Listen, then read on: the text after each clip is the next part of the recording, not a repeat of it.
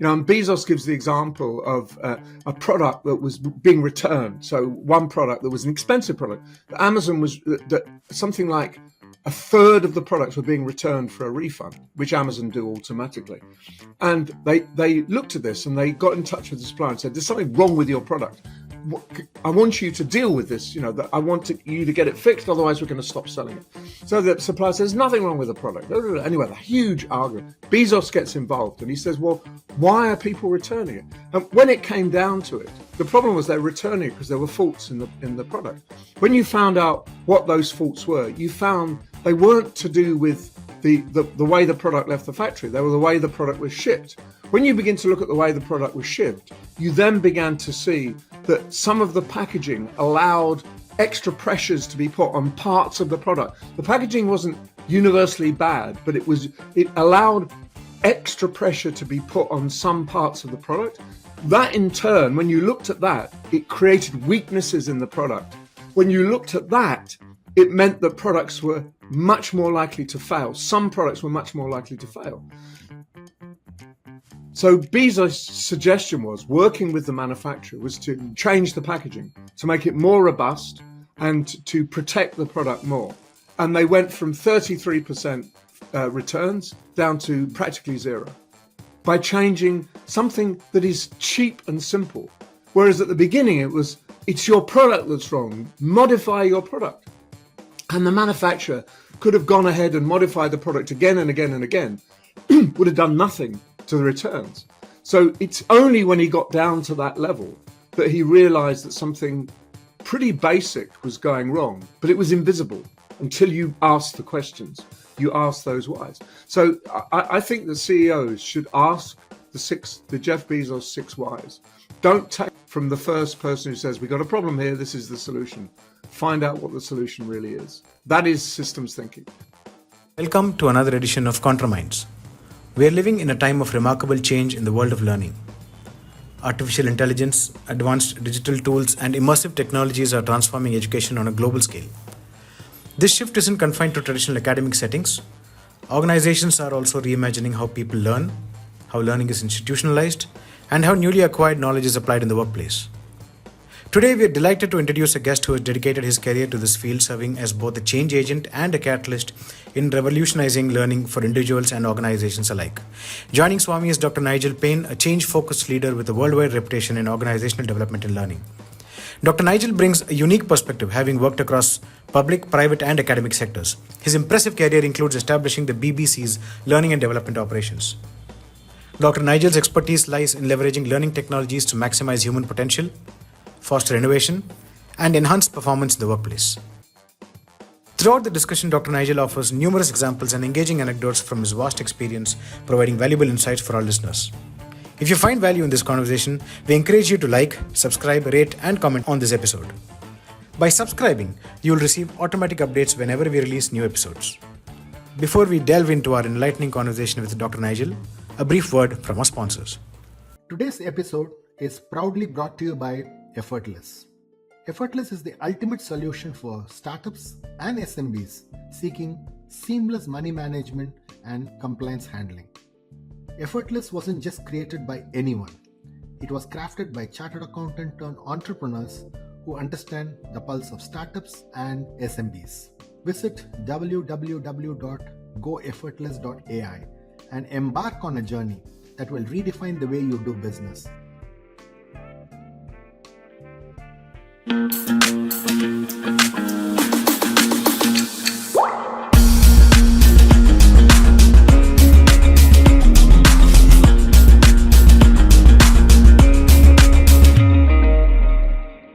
Hi, Dr. Nigel. Thanks a ton for joining us and being a special guest on the ContraMinds podcast.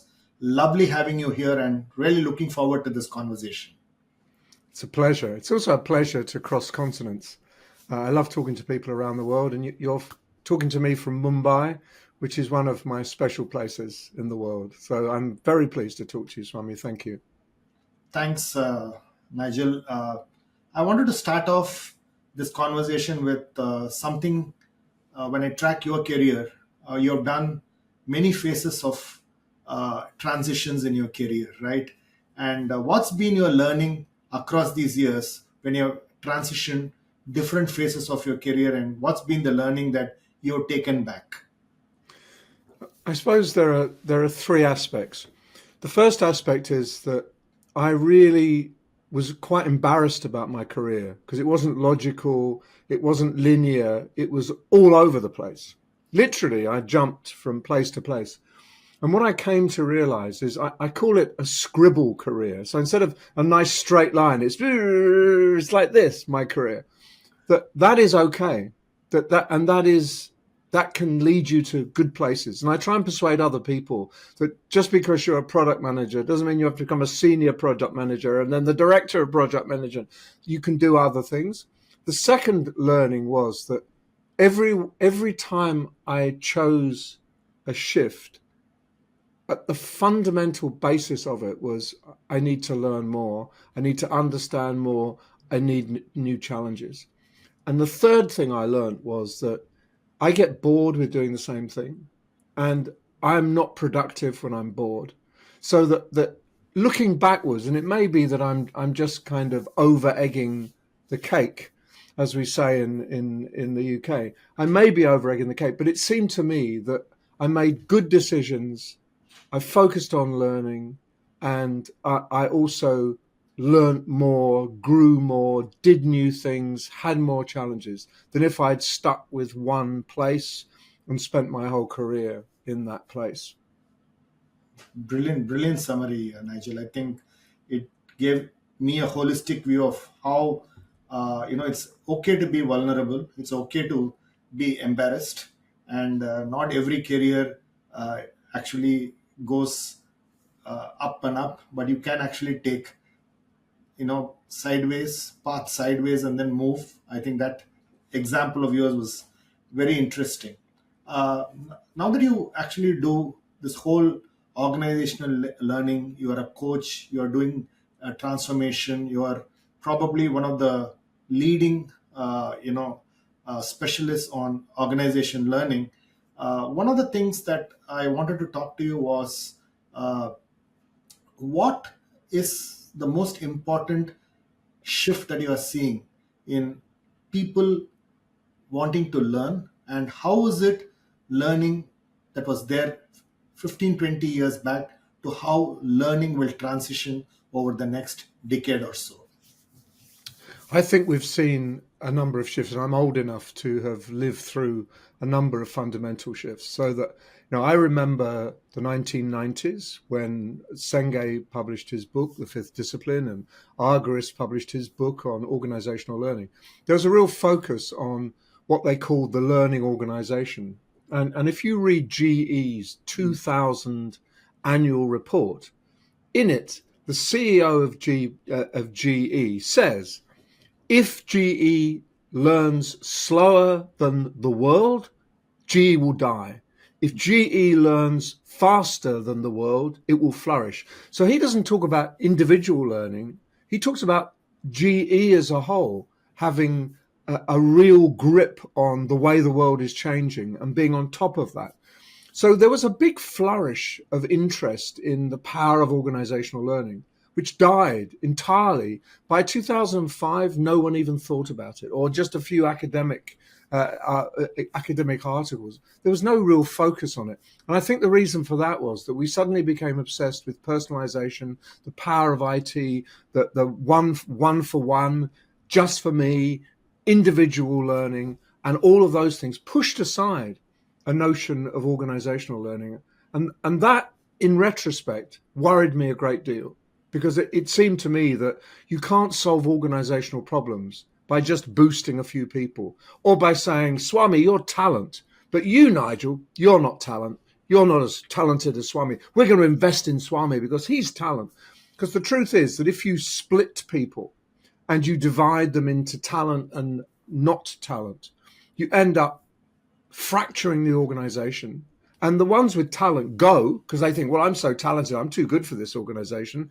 And the ones who are not talent stay because they feel, I don't think I can get any other job because I'm not very good. So you end up diminishing the organization. And I realize that as we move into this next decade, just the speed of change, the amount of uncertainty, instability, incoherence in the world. How can we rely on a few people to keep big organizations on the straight and narrow? How can they align with the world relying on a few and saying the majority don't count? Do your job, that's fine. That's all you need to do. A, that it's totally demoralizing. B, it's massive loss of productivity. And C, you're not gathering the diversity of your people. It's the diversity that leads to insight and leads you to make intelligent decisions. And you don't get diversity by focusing on 6 people or the executive team or these 20 or 50 that we've decided are our top talent. Top talent can't do it anymore. So therefore, I came back to this notion of organizational learning and thought there was something really important that we lost. And I'm trying to bring it back into focus. That's why I'm writing about it. That's why I'm slightly obsessed with it. Some might say unhealthily obsessed with it, but I'll take that. Because I actually think the future of organizations will be organizations that are intelligent, react, and above all, organizations that know what they know. The vast majority of organizations, the bigger, the more true, have no idea what they know. They do not know what they know. And that means they reinvent the wheel time after time after time. They make the same mistakes time after time. As generations of talent come and go, the next generation have to reinvent everything because the organization knows not what it knows. So I want to remedy that. I think it's incredibly important for organizations to really understand the nature of the embedded learning and the process of knowing that goes on day by day in organizations. Not formal, not packaged, not codified, but the general informal churn of insight and knowing that makes organizations work. That's what makes them work. People making arbitrary decisions based on limited information, say, well, I'll give that a go. Oh, that worked. We'll try it again. Not we go to a book, an encyclopedia, a database that tells us what to do. We can't do that. It's moving too fast to rely on the past. We have to build the future always, constantly. And you build the future with everybody involved, not with 10% or 11% or 21% or whatever it might be. I don't care. You need 99% or 89% involved. The vast majority of people need to be committed and share that learning. So when you talk about that concept, I read that in some of the blogs and articles that you wrote, and in fact in the book that you wrote. So how do you really scale learning? Because learning by nature is, being an individual, I learn a lot, and I don't think my colleague will learn at probably the same pace that I learn. Talent, again, has different connotations in an organization. So therefore, when you're talking about the way you want to transform organization learning for the future, how is it that you believe this can be done, and what are the components that you believe have to come together?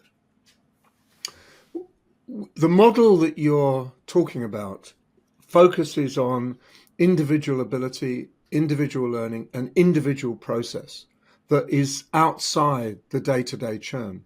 What I believe is that if you put people in the melee, in the community, working with each other, the learning becomes almost automatic and constant. So taking people out of the flow of work and putting them in, quote, a learning environment has its place. But that is, according to 80-20-10, 70-20-10,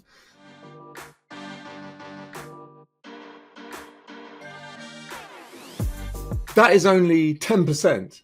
So there's another 90% somewhere.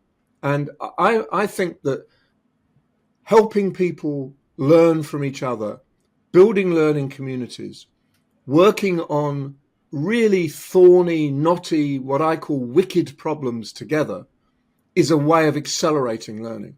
And we all have to accelerate learning. So in that circumstance, it doesn't matter whether you grasp something faster than I grasp, or you learn this and I learn something else. It's together that matters. What can we do together? And I guarantee that if you have 8 people working on a problem, that solution will be better than any single one person, however smart that person is, better than any single one person can come up with.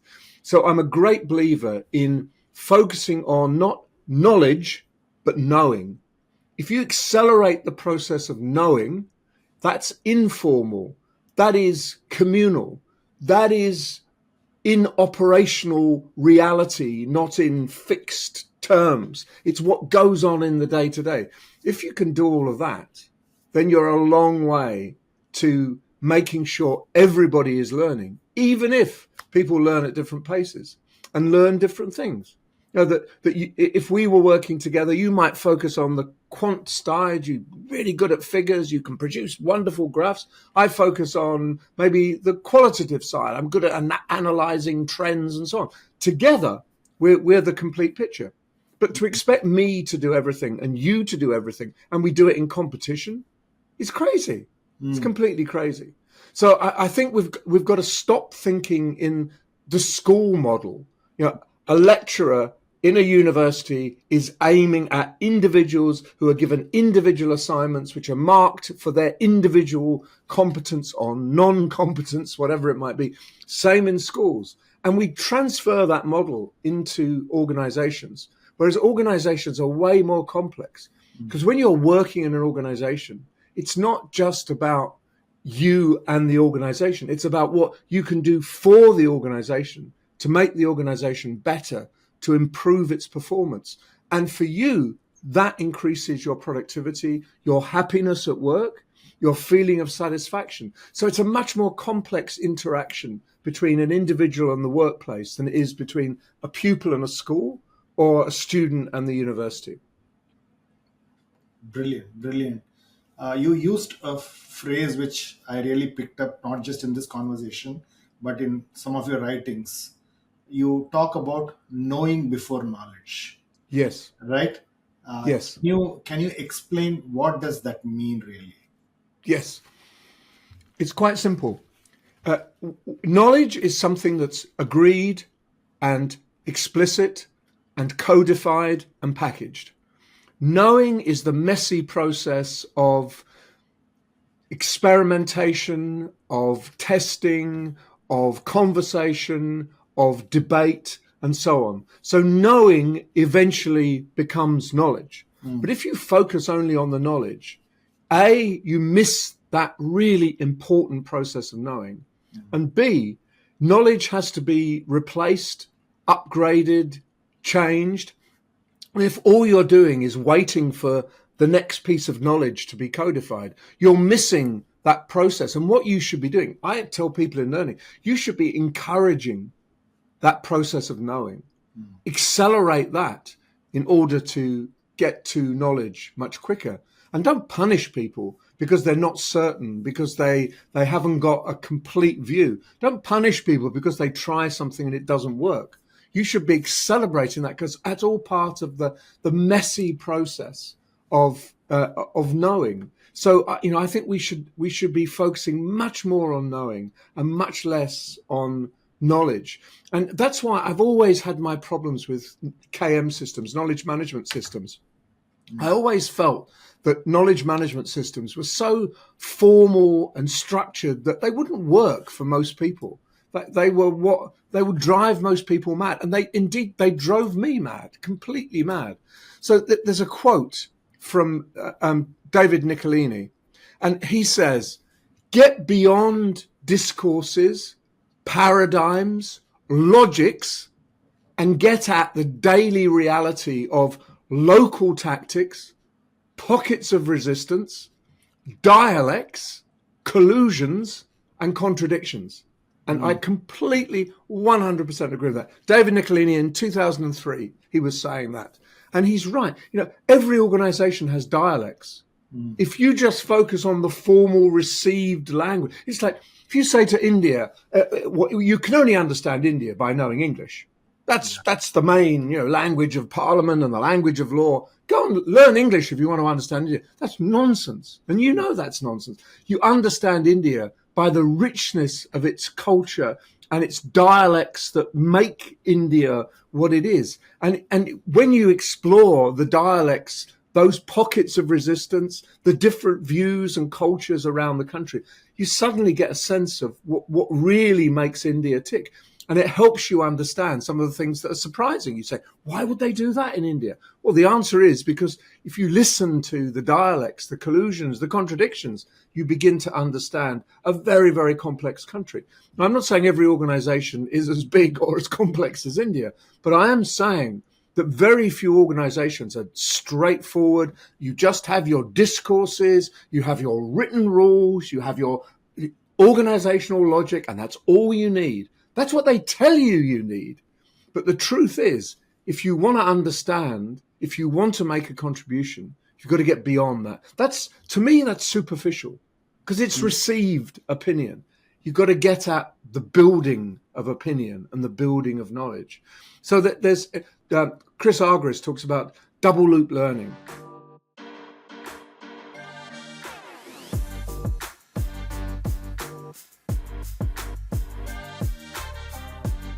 And what he says is to understand an organization, to look at the obvious answer, there's a problem, there's a potential solution, is to miss the double loop. So if you have an action and a consequence, what made the action happen? There was another consequence and another problem and another solution. So you end up digging down and you go round that loop till you get at what actually is going on, as opposed to what appears to be going on. And if everybody in leadership role in an organization said, today I'm going to get beyond and below the superficial, that's a mistake, that person did it wrong, we will punish that person, and try and understand what made that person make a mistake. And it's often nothing to do with the person, it's to do with the underlying system. So I'm a great believer in systems thinking, that you've got to get at the system that causes the mistakes to occur, causes people to be disillusioned or to do bad work. What is causing that? You can't blame it on individuals and say, that person is good, invest. That person is bad, fire them. That's incredibly superficial. As you know, and you've seen in your work experience, good people suddenly not perform. There's a reason for it. And sometimes it's external, but often it's internal. So what is the cause of that disillusionment? There's one question which I've used 1,000 times. I was going to say 10,000, that may be an exaggeration. One question I've used 1,000 times, which is, what stops you doing good work? You ask people, they will tell you. And that is the place to start. That is where you get at the contradictions, the tactics, the pockets of resistance, and the dialects. What stops you doing good work? And I've had wonderful conversations with people when they say, well, and it's usually systemic. It's not, I do bad work because I'm bad. It's, I do bad work because of this system and that interaction and this process. All of these things are rotten. So if you get at improving the system, by definition almost, you improve people. Very, very important, I think. So very interesting. So you're saying put knowing before knowledge is really Yes. the key, and ask the right questions and be observant, and Yes. don't be superficial. Don't be superficial. Dig Yes. deep is really Yes, what you're dig talking. deep. Yes. Is really what you're talking. Yeah. Nicolini talks about exploring the site of knowing, the site, the SITE of knowing. So you see it like there are places where this knowing is evolving. Get in there, see what's happening. And often that can be at the front line. It's not necessarily in the boardroom or in the executive team. It's at the site of knowing, wherever that happens to be in an organization. And sometimes it is at senior level when they're confronted with, for example, AI. There's big issues in AI. But if I was asked to come into an organization and say, well, how do we tackle AI? I wouldn't go and talk to the CEO and say, right, I've got it now. I would talk to the CEO, I talk to middle managers, and I talk to people at the front end and say, what are the blockages? Where could something like AI transform your life, make you work better? What are the dangers? How do we reorganize the organization in order to make AI work. And it's astonishing to me that many organizations are going hell for leather for AI. They're installing systems, but they're not fixing the organization first. And AI in a toxic organization will amplify the toxicity. It will split the organization. It will divide people from each other, and it will create an AI have and an AI have not generation in the workplace. If you fix the organization first and say, well, how can we make this work across the organization? Then you'll get the benefits shared by all, and it will genuinely enhance the organization and improve productivity across the piece. But the problem is that that's not how it's looked at. It's looked at, it's a solution. There's a problem. We need a solution. Throw AI without looking at the underlying system, which will make AI work, but it can often make it divisive and really poor result for the organization. So when you were confronted with a problem like this, and you must have seen many organizations that you went in and did this organization learning model. Can you give me an example of how you approached it? And you used a very interesting terminology, systems thinking, right? So clearly, there's a lot of connection and interdependency between organization learning and systems thinking, right? Yes. So can you talk to me a bit about how did you approach the problem? How did you bring in the systems thinking? And how did the organization started transforming? Because change management will not happen overnight. But what is really the path that they went through? Yes, that's all true. What I do with organizations is when they bring me in, there's a problem. They say, this isn't working, we have poor leadership, or we're not performing well in this part of the organization. And I listen, but I don't accept any of those statements of what the problem is. I send the people I'm working with out. The first thing I do is say, right, go and talk to these people, talk around these people, talk to others in the organization about this particular issue, and try to find out not what appears to be going wrong, but what some of the underlying issues are. So once they've gone out and done their field work and come back, we then start to narrate and draw the system. So this has to do this and has to go there. You see the problem at a systems level.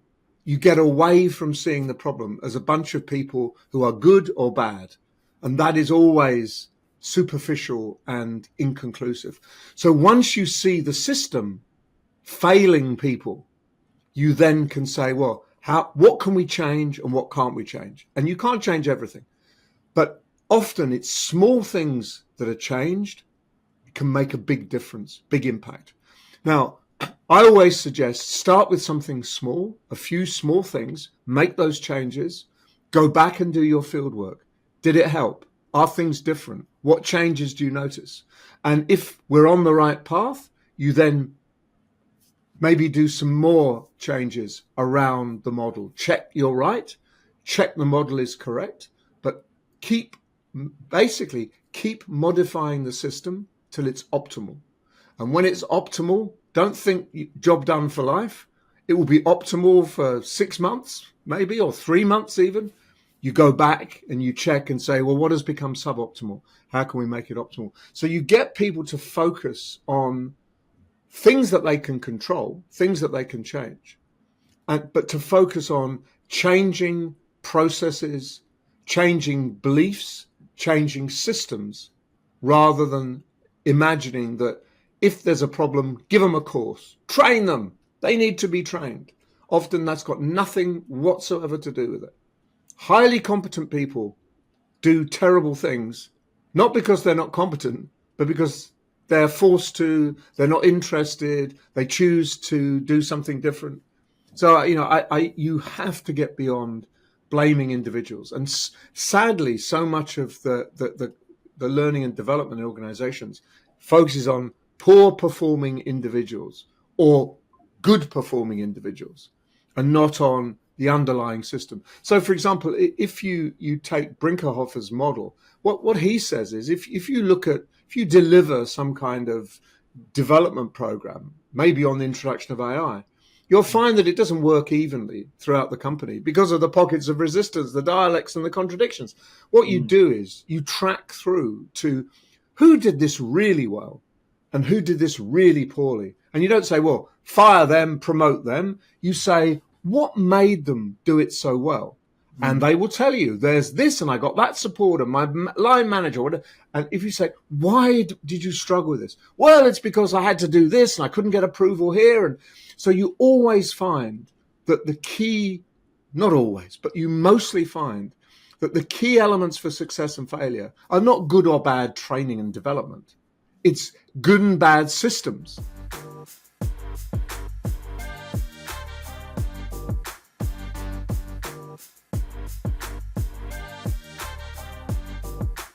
So if you can change the system to make all of the company reflect the quality of the good outcomes, you then spread the good outcomes across the organization without having to do anything to anybody.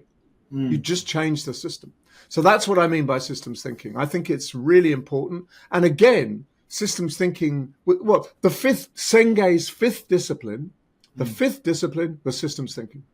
So Senge saw it as seminal to creating good organizations for the 20th century. Sadly, everyone ignored him.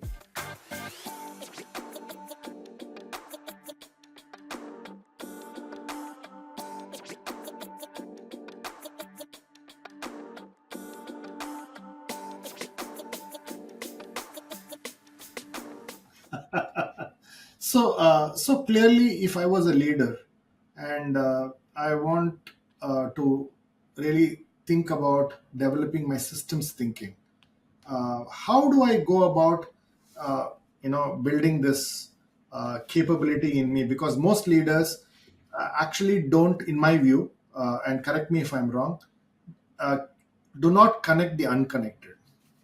Right? Yeah. And they see it in silos. They don't see the connections between various parts of the organization. So as a leader, if you tell me that, you need to be a systems thinker and you need to look at it from a systems thinking view to really build what you also call it a collective wisdom, right? That's really what you keep talking about. Exactly. How do you build the systems thinking in my muscle memory?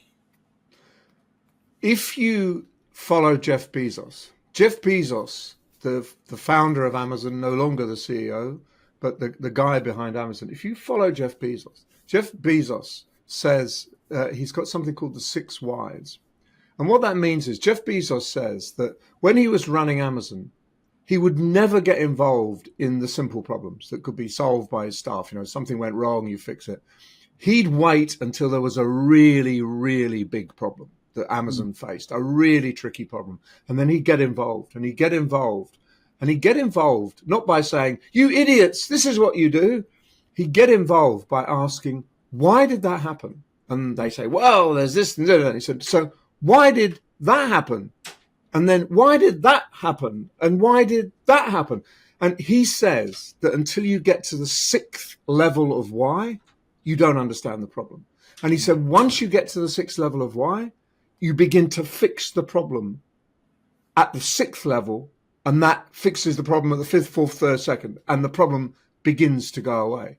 But you blame the wrong people and you implement the wrong solutions if you stop at why. So I would urge every chief executive who's worried about systems thinking, go and explore some of the tricky problems that confront the organization and ask, how did that happen?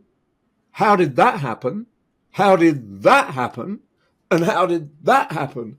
Until you get at what you can call a base level of understanding of where things start to go wrong. And usually when you get to 3rd, 4th, 5th, 6th level, it's a long way away from the obvious first level. And Bezos gives the example of a product that was being returned. So one product that was an expensive product. Amazon was that something like a third of the products were being returned for a refund, which Amazon do automatically.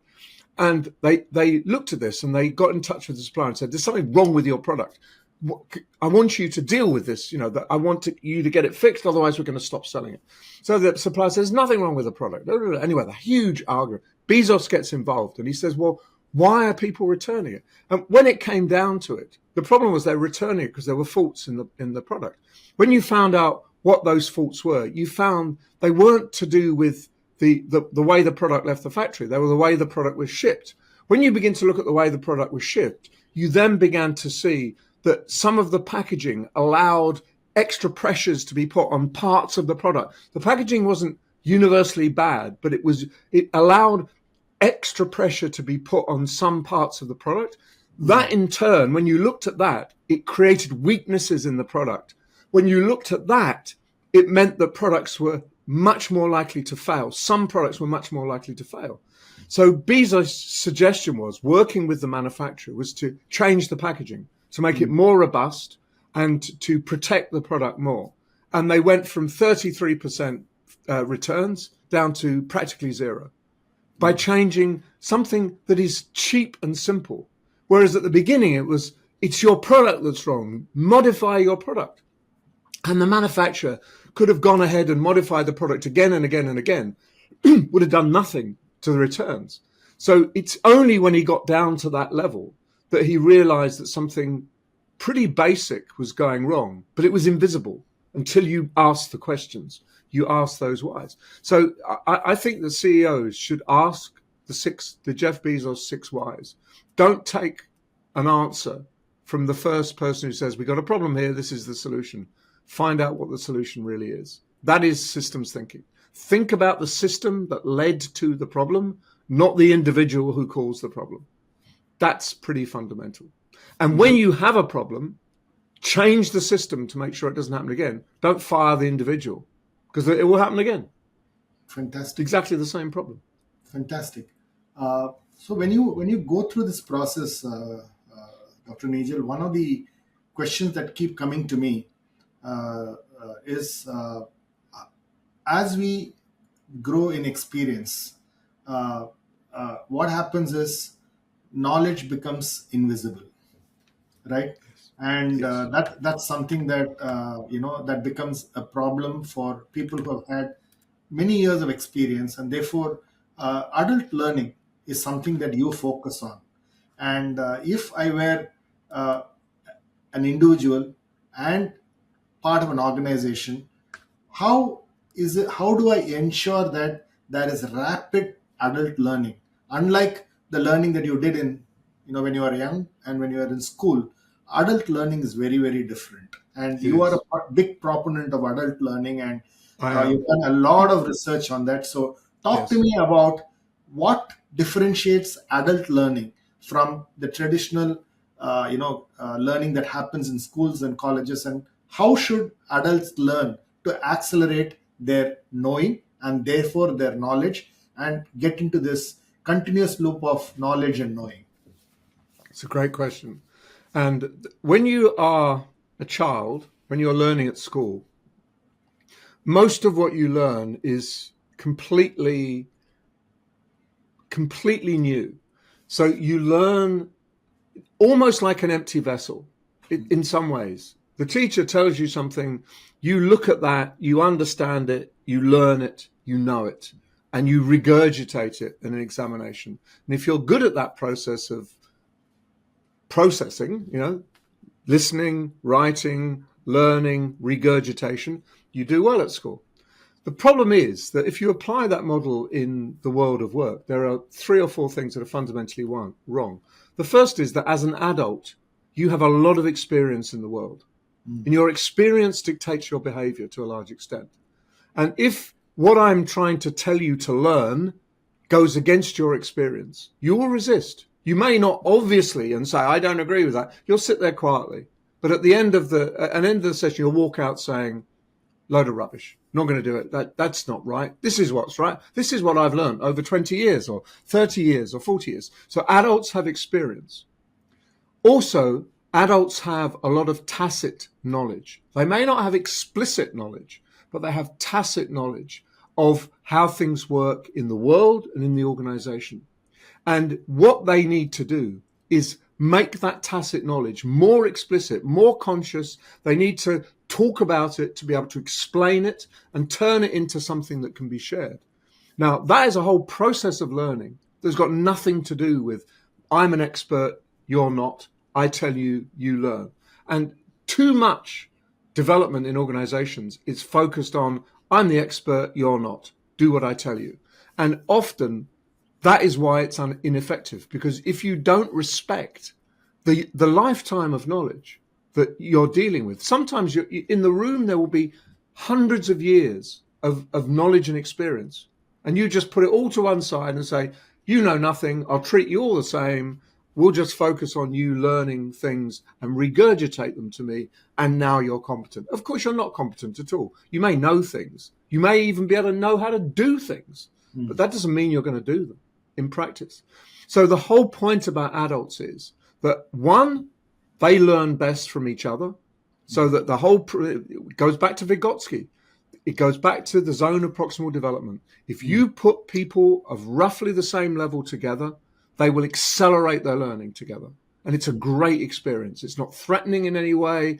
It's not humiliating in any way, but you learn because you can ask questions and someone knows something else, put those two together and we learn. So you need to learn from your colleagues, and you need to be put into experiences, have experiences that work and make a deep, meaningful impression on your consciousness.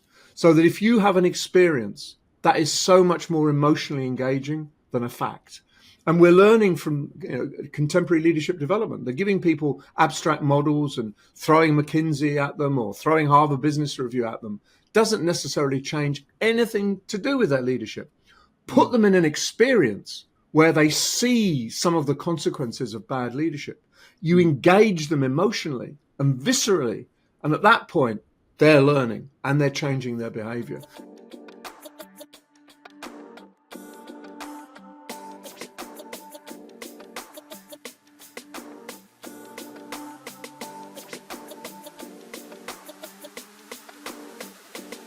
So we need to focus in adult learning on behavior change, on building scaffolding, what I call generative learning, building the skills that allow you to grow other skills yourself.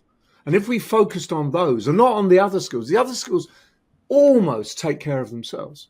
And in an organization, if you give permission, people can help other people reach any kind of level. It's very rare that you bring in something entirely new in an organization that nobody in the organization has any idea.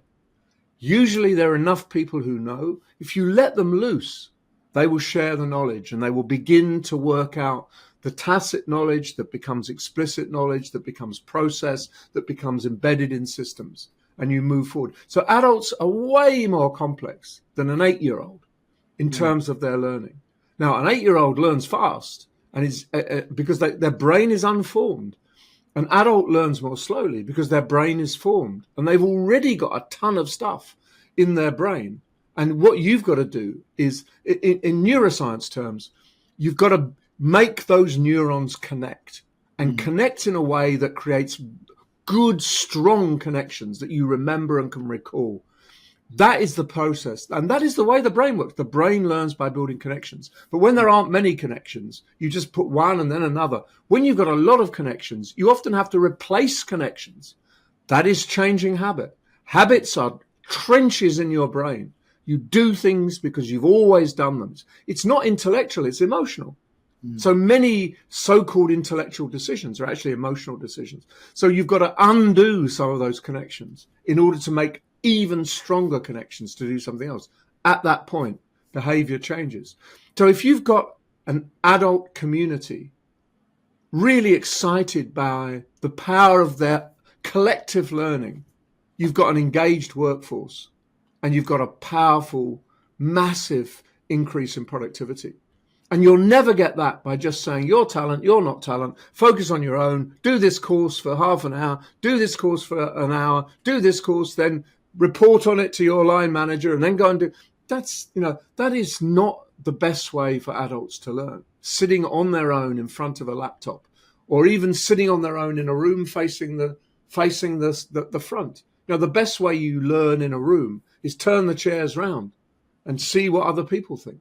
And I've never in my entire life ever had a room like that, and anyone has said to me, "Oh no, we don't need to talk to each other. We you just tell us. We'll just write it down," because that would be that goes against everything I've ever learnt, but it also goes against nature in a way. The nature of the human being is to be sociable, collective, and to work from each other. We learn from each other, and yet we've somehow forgotten that. So simple, such a basic fact. And we organize organizations. The systems pull people apart, where I'm saying you have systems should bring people together. That's what's important. So, which brings me to one of the questions that came in my mind.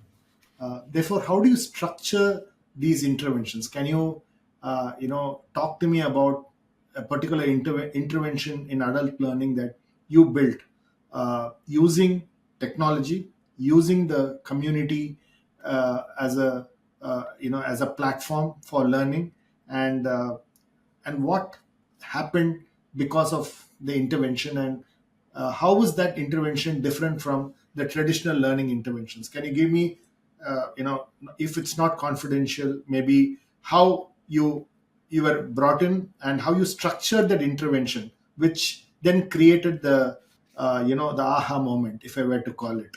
And that's really what I wanted to understand, so that we'll be able to really understand and appreciate the deployment of the intervention, which is very, very important, because I totally agree with you that adult learning is completely different from a child's learning, and I think what you're saying makes so much of sense.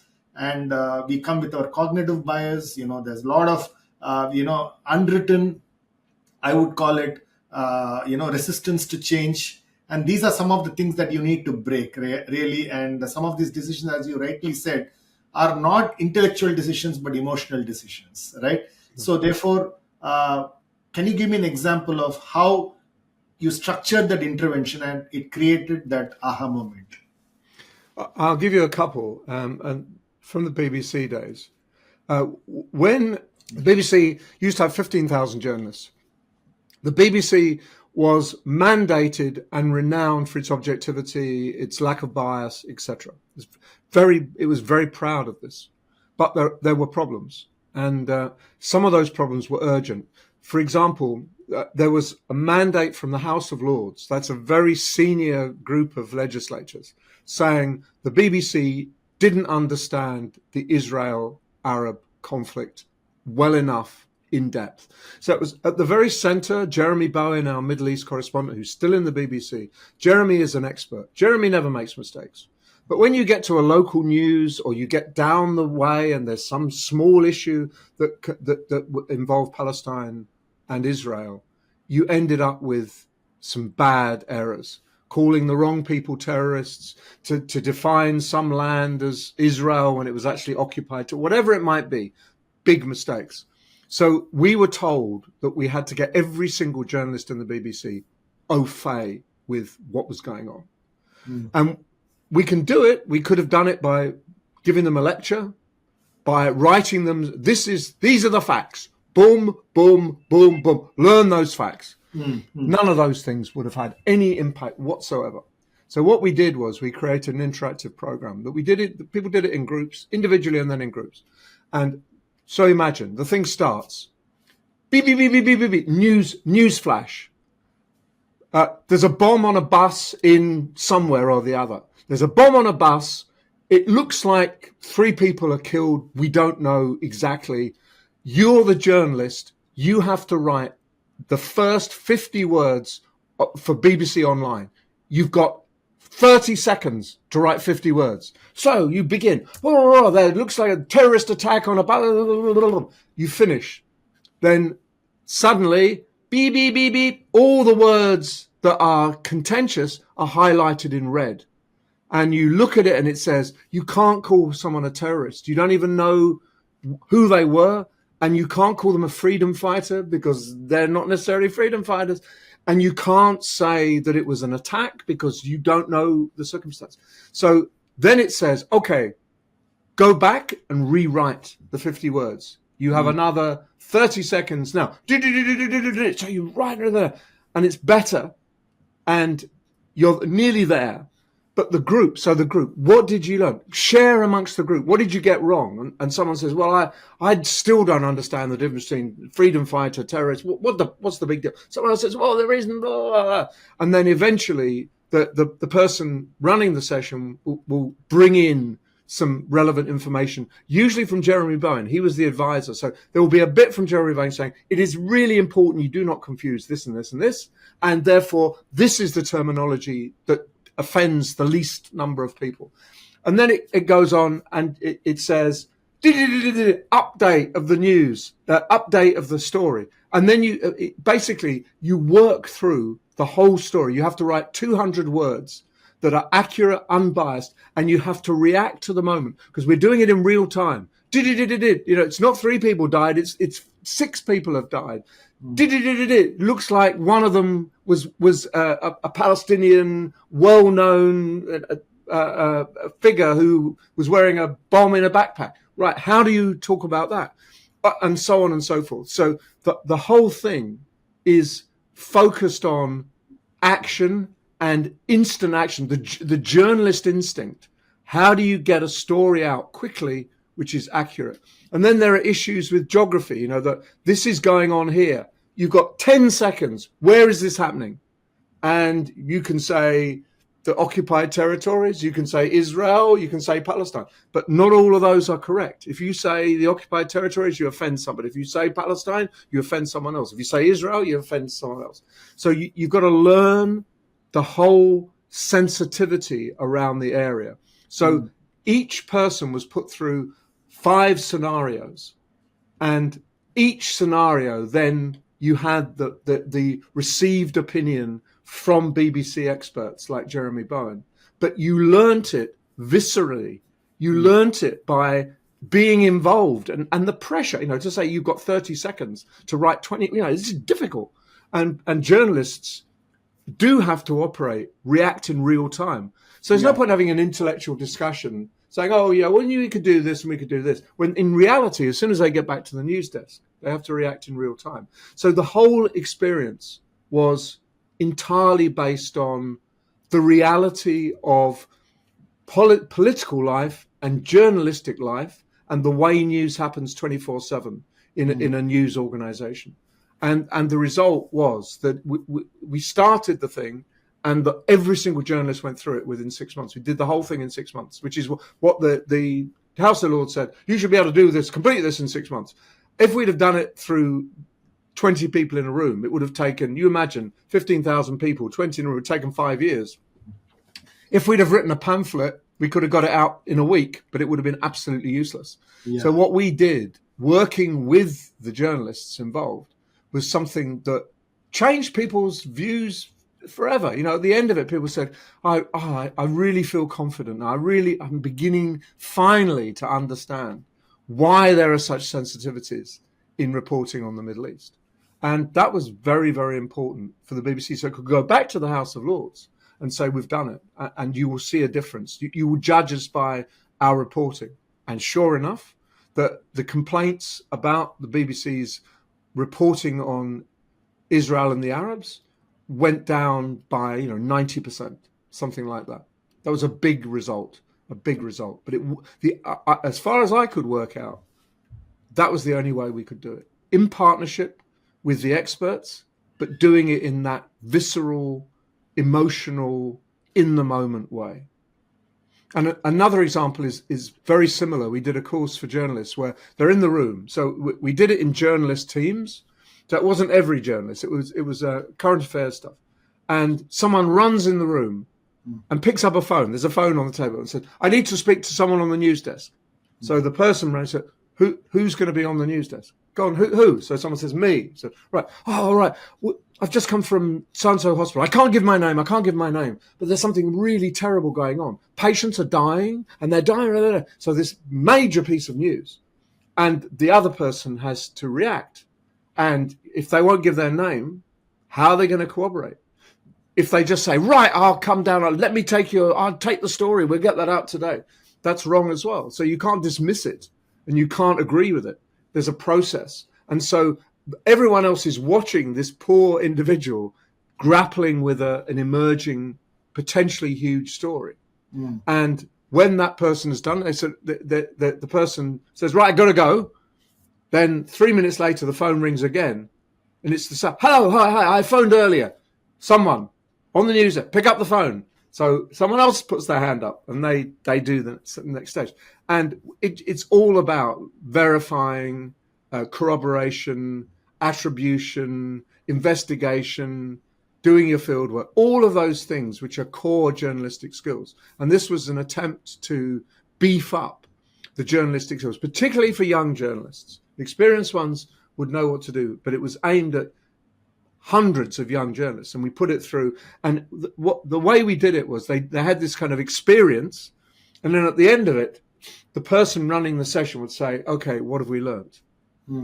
Okay, give me some rules that we will live by. Well, the first thing is I would never do this.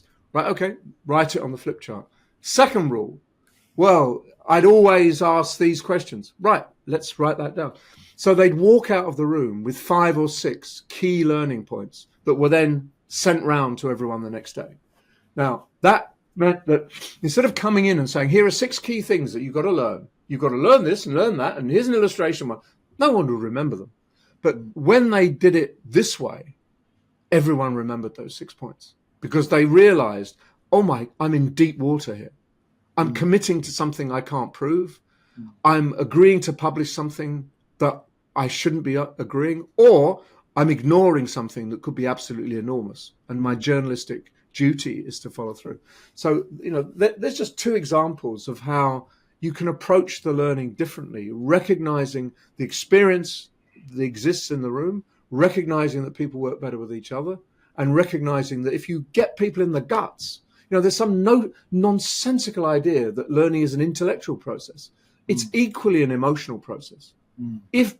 One of my colleagues, Nick Shackleton-Jones, used to say, you learn if you care. And he's right. If it's important to you, you learn. And you can think in your own life, how many things have you learned that you thought, I'd never be able to do that. And you can do it because you really wanted to learn it. And how many things that were kind of obvious, but you couldn't care less, you never learned.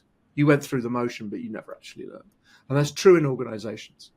People who don't care don't learn. Brilliant, Dr. Nigel. So if I juxtapose what you said, in a corporate environment, leaders pretty much react like this, right? Which is really, I just go there, say something. I'm not sure about what's happening on the ground. So clearly, I would also say that, you don't learn only from your industry, but look at adjacent industries or, where you can learn from other industries, and probably you'll be able to apply it in your own organization. Maybe that's also something that adult learning is, accelerates faster, because you tend to think, I am in this industry, I need to be trained this way. But probably you can look at adjacent and other industries for you to learn. Would you agree with me on that? I would and I wouldn't. I would agree with you that we can accelerate learning by sharing more widely. But you also have to realize that unlike kids, most adult learning happens in context. And in an organization, the context of the organization is very, very important. It's particularly important for leadership. If you imagine that just because you say, Swami, you say to me, Nigel, you've got a problem with that. This is what I do in my organization. You do the same. If I don't think, what is the context that he's in and I'm in, and how can we make sure that the contexts align? And if they don't align, do some field work to see what would work and what won't. So we need to do things in context. But generally, yes, I think that the idea, it's sometimes terrible in organizations. It's not just, they're not in my organization. You get people saying, I'm not in that department. I'm not in that team. That's their view. This is my team don't think that. So you end up fragmenting the organization and splitting off organizational knowledge into little pockets that don't align, and you'd forget about knowing, because you would be able to deal with that if you started with knowing rather than knowledge. And I think that's incredibly damaging. So don't close down too quickly, but don't agree too quickly either. Look at Fantastic. context. Fantastic. So my last question to you, Dr. Nigel, is in an organization, there are different motivations for different people, right? Say, for example, if I'm an individual, like you are an individual, you have a certain benchmark of excellence, right? You have a certain discipline and learning quotient that you are willing to practice. But many a times I'm not in the same intrinsic motivation as somebody else, right? So when as an organization we need to move in an aligned manner, how do I ensure that I have people with similar motivation and intrinsic drive to build excellence and be a world class organization? Because that's a big challenge that leaders face, right? It is. And I would answer, again, I would challenge you slightly.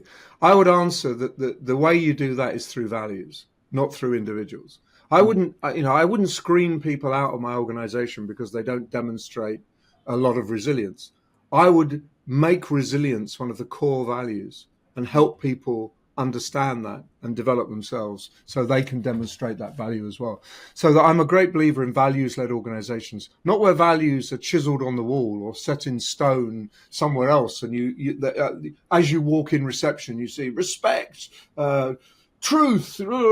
That means nothing, and often in those kinds of organizations, you ask staff, say, what about the values? And they just laugh and say, oh, that's a joke. That's a joke. What? Respect. When was I last shown respect? But if you have living values tell you how to behave, and you judge your behavior by whether you're adhering or not adhering to those values.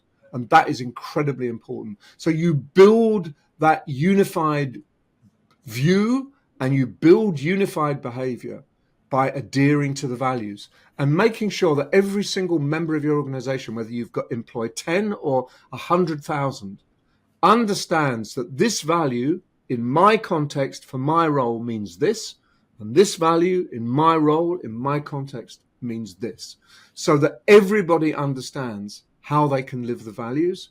And we are really hard on people who don't live the values. We give them a chance and say, that's not the way we live our values. And they say, I'm sorry, you're right, I won't do it again.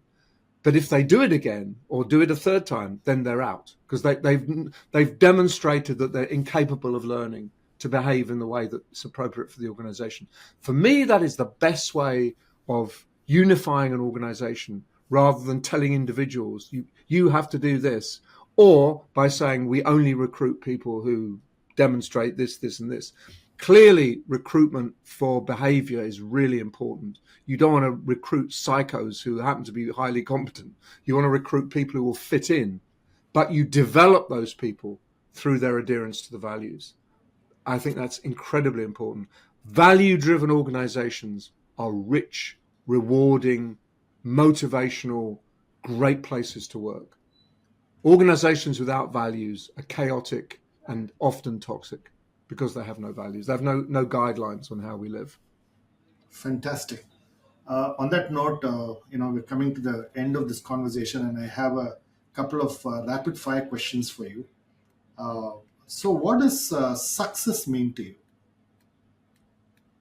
Well, it means that it's meant different things going through my career. Now, success is really in other people. I want to influence and help as many people and as many organizations as I possibly can.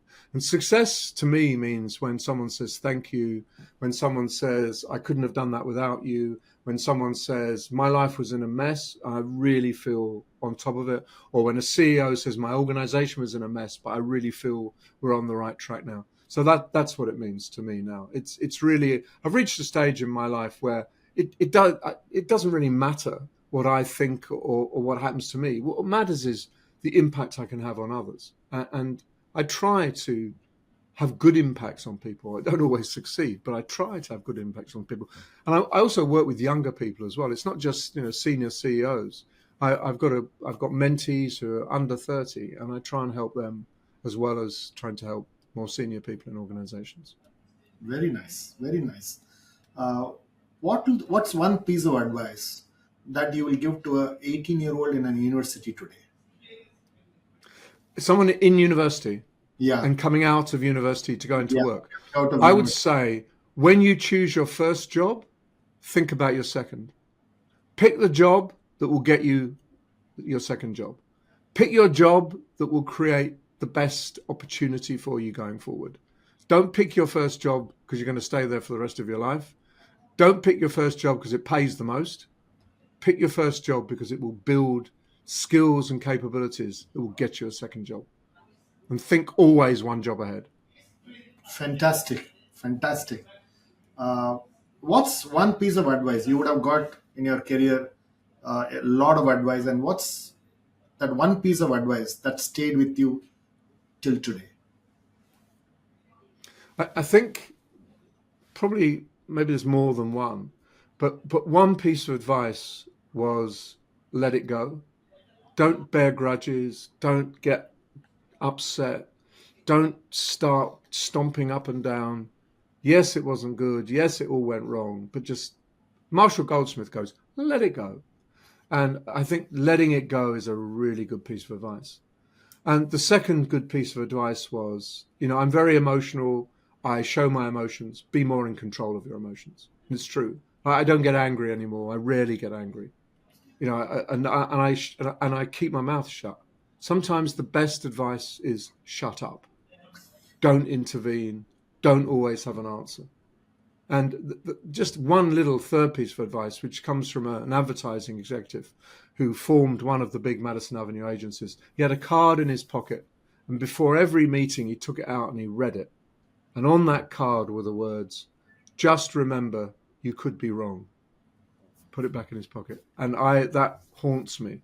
Just remember, you could be wrong. You're not always right. Very nice, brilliant, very inspirational.